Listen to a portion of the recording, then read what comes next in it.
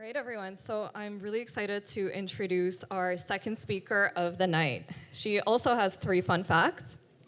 So Karlena, she actually once took a Greyhound from Toronto to New Orleans for a music festival. And that was 37 plus hours of travel. And she got stranded in Nashville for a night. That sounds pretty epic. I mean, that's an adventure right there. She hates the sound of hearing people chew or slurp things, and sometimes even herself.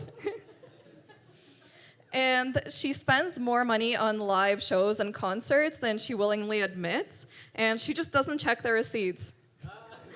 That's awesome. I relate to that. Karlena, come on up and share your fuck up.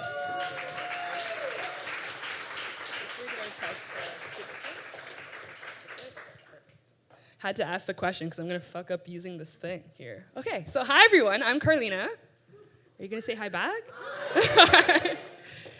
All right, so that's me, and that's the look of somebody who just handed in a resignation letter with no plan and pretty much no money to do anything after that, but that's fine.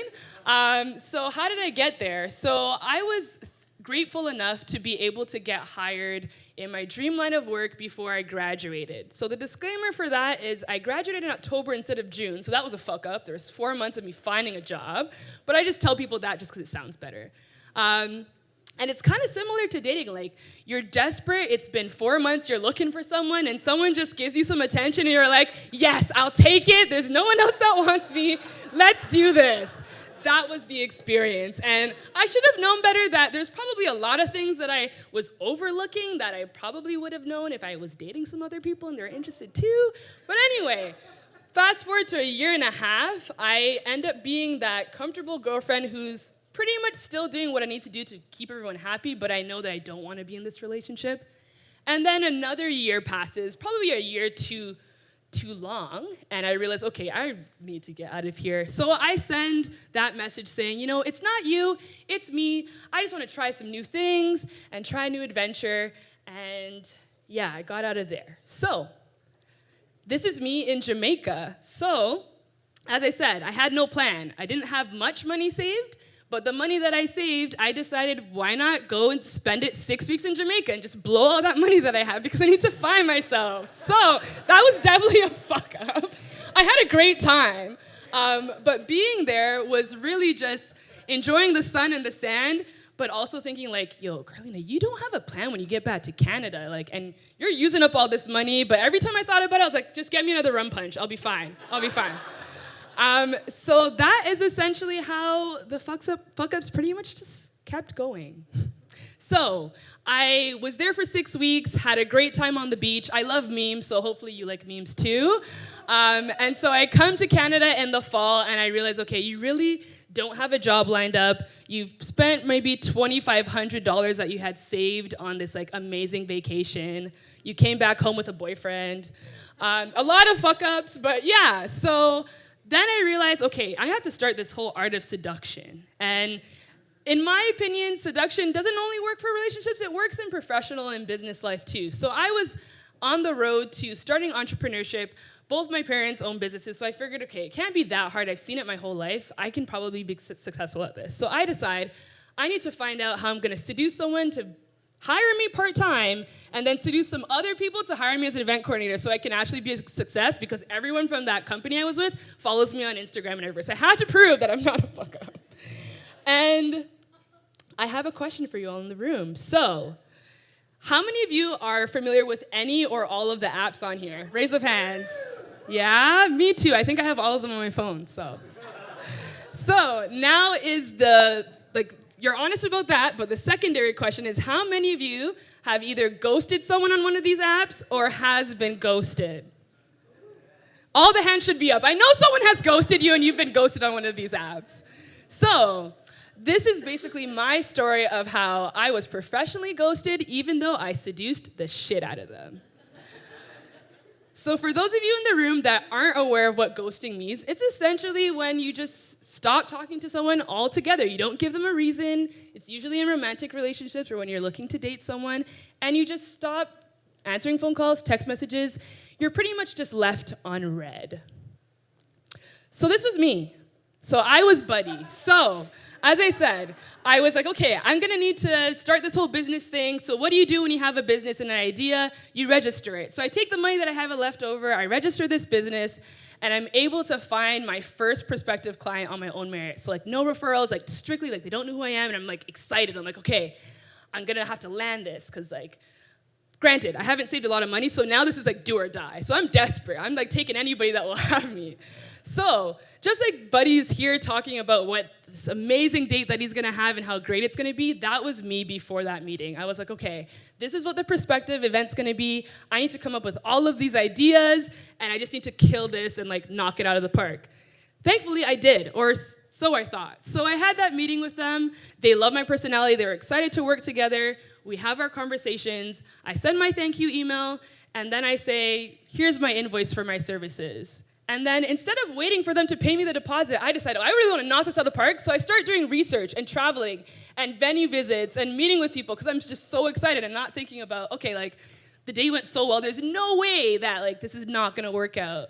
But unfortunately, it did. It didn't work out. So I went to go send my email of all of the updates of where I was at with this event. And then I look at my bank account and I realize that deposit was never sent. I never got paid for any of that work that I just did for the past 3 weeks. So then it comes the awkward moment of, okay, so how do I email this person back and tell them, hey, I've done all this work for you, you think it's amazing, and you like the ideas, but you didn't fucking pay me to do any of it. So that email happens, and of course, it's kind of like when you go to a date, someone's late or doesn't show up, you just want to believe, okay, maybe their grandma died, maybe the Wi-Fi's out, it has to be something that prevented them from being here. So of course, the response was, oh my gosh, it's so not like me, I definitely will get to it as soon as possible, and I'll definitely get you sorted out. So that should have been my first red flag, but no, I decided, no, I'm gonna keep working on this because I really believe that they're gonna pay me to do all of this work. And a week passes by, 2 weeks, 3 weeks, and then I realize, okay, I'm probably not getting paid for this. And granted, I live in Mississauga. This event was gonna be in Toronto, so I'm busing back and forth, transit. I'm tapping my Presto card with a hope and a prayer because granted, remember, I didn't save a lot of money. So I'm just hoping that this is gonna work out. And I think that's the point when I realized I should have just cut all my losses and gave up. So the next follow-up email after that is like, hey, where we're at with where the event is, I really feel like we should reconsider and maybe choose a different date because things aren't really falling into place. And that's probably when I should have known that they were trying to break up with me, but I was like, no, we want to do it right. Let's choose another date, definitely circle back, and we can make this happen.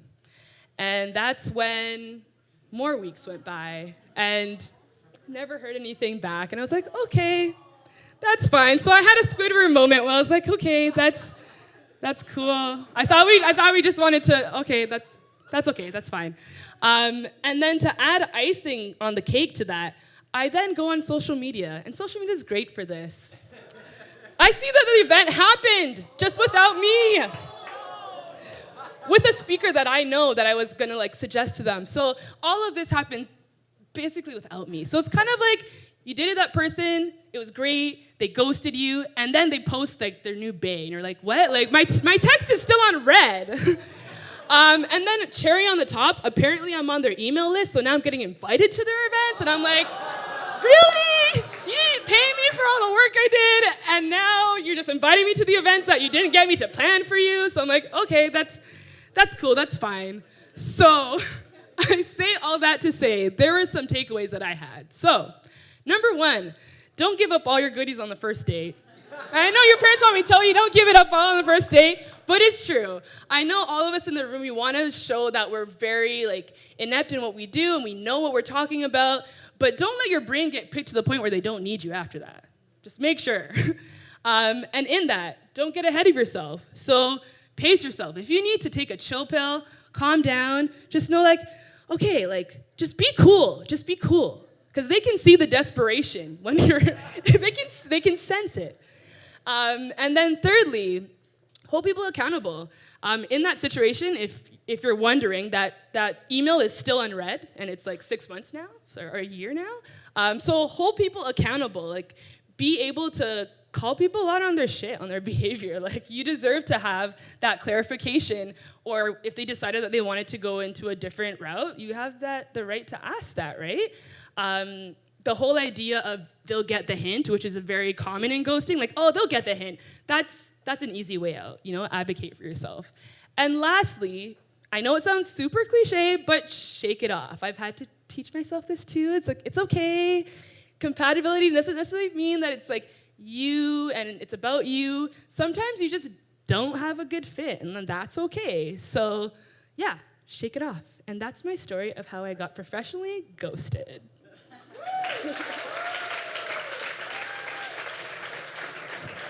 I guess I should hold this, right? Karlena, that was awesome. That was relatable as fuck, I think, for everybody in this room. Yay for ghosting. Yeah, no for ghosting. Don't do it. Don't ghost people. So let's open it up to Q&A and get some questions for Karlena. Yes. Yeah, Karlena, thank you so much for sharing your stories. To build on your analogy of the dates, I think there's a fine line between promising too much and too little. Yeah. Just to get that first date, right? Yep. So is there some criteria you use as to how big your promise has to be to get somebody to the first date and to save your best goodies to get them to a second date? Yeah. So I guess it's like most of the time it's thinking of a small example that you can kind of give that idea where they kind of know that you know what you're talking about. Sometimes I like to throw in jargon that's like a part of my industry. It's like if I throw in big words, sometimes they know you know what you're talking about. But I think it's just really down to knowing what your framework is and being able to put that in a way that you don't give everything out at once. So like if you have like 3 things, ideas you have, maybe give like 1.5. Give that kind of leader. It's like Game of Thrones. Everyone's talking about this Game of Thrones thing, and like you have that hanger, right? So being really good at creating that hanger where they're kind of like they want more and kind of being able to hold back. So that's why I had the whole point about like just take a breather, like just take a step back. So I hope that answers your question. Thank you. Yeah? Okay. Thank cool. you. You're welcome.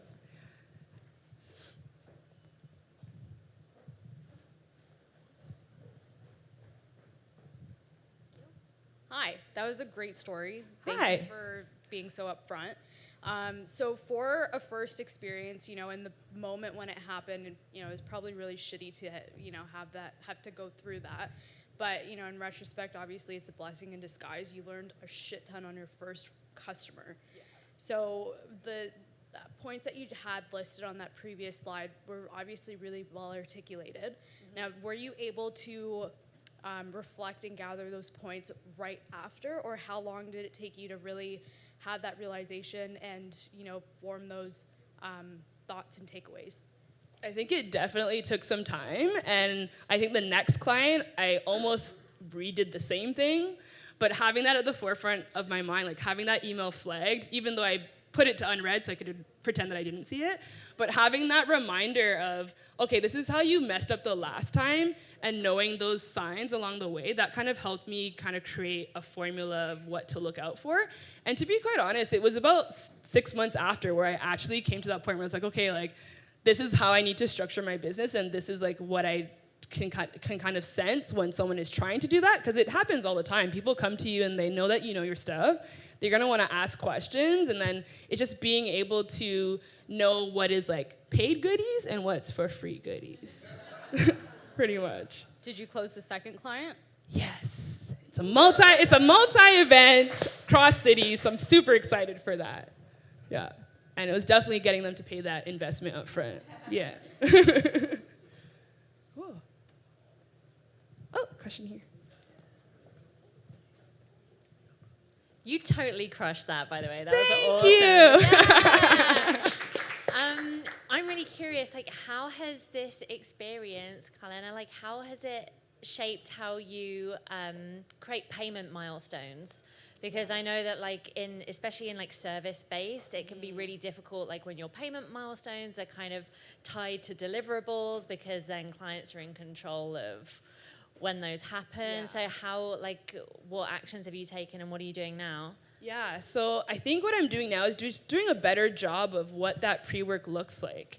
So for that, like that was 80 hours of work that could potentially have been upwards of $1,000 of pre-work. So just being really intent about this is what the investment deposit is, but these are all of the things that are included in that, and kind of getting them to understand that kind of helps with them being okay with it. And once I've had that conversation of managing the expectations and being able to let them know, like, yes, I'm doing all of these things that you would typically have to do, they can kind of see the value in it. Most people that are going to be the good client for you, they pay it without a bat of the eye, and I don't have to chase them. So it's like just having that process in there, and I think it also makes your service seem to be more valuable when you ask for that money up front. I think the more that you do for free, it's really easy for people to just think, oh, like, I'll just continue to let you do things for free. But when you ask for that money up front, they're like, okay, this person knows what they're talking about, and they're more than happy to kind of like follow in with that, and they kind of just follow your lead. Yeah. Cool. Anybody else? I have a question here. Okay. Everyone, this is my friend Karlena, and she's as amazing as she did today. Thank you for being here. I have a question for you. Yes. So that sounds like a lot of bullshit to go through. Yes. And for me, I'm not really fond of bullshit. So my question for you would be, do you think it's more important to love what you do or to be good at what you do? Because for me, I see your passion, and I know you're like very tenacious young lady, so I know that's what drives you. But in general, what would you say? Yeah. I guess, that's a really good question. You're kind of stumping me. I think it really comes down to, I want to cop out and say a balance between the two, but having put in that resignation for that job that I thought I loved, it's like the moment where you realize that you don't love the work that you're doing, anything after that is not going to be your best work.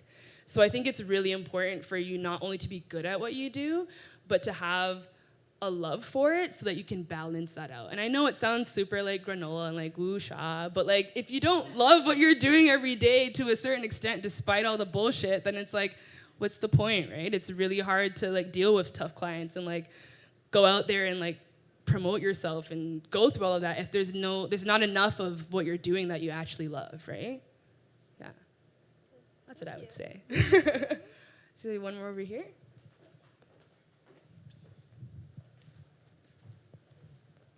Okay, that was hilarious. Thank you. I really like the comparisons between building your business and dating. So I'm wondering if you applied any of the learnings from the business to your dating life. I'm trying. Oh, that's like a really personal question. Yeah, so I guess in some ways I'm allowing people to make investments of time and kind of work with my time. So like for me, like I have long days. So in the past when I was in that desperation, like I need to find bae, like I'm like making all this time for the people, but now it's just like, no, I'm actually available Saturday, Sunday, and Friday between 12 and 3. So if you choose that, then that's cool. So I think it comes back to like telling them what you need kind of deal, and they kind of just respect you that way. So I'm trying. I'm getting better at it. Still getting ghosted. Still ghosting people, but yeah. Well, if you need encouragement, I met my husband on OkCupid, so. Okay, that gives me hope. I'm right now I'm loving like Bumble and Hinge, but OkCupid kind of scared me. I don't know. Awesome. Cool. Okay, I think that's a good note to end Yeah. things on. That was a funny one. Thanks, everyone. Thank you.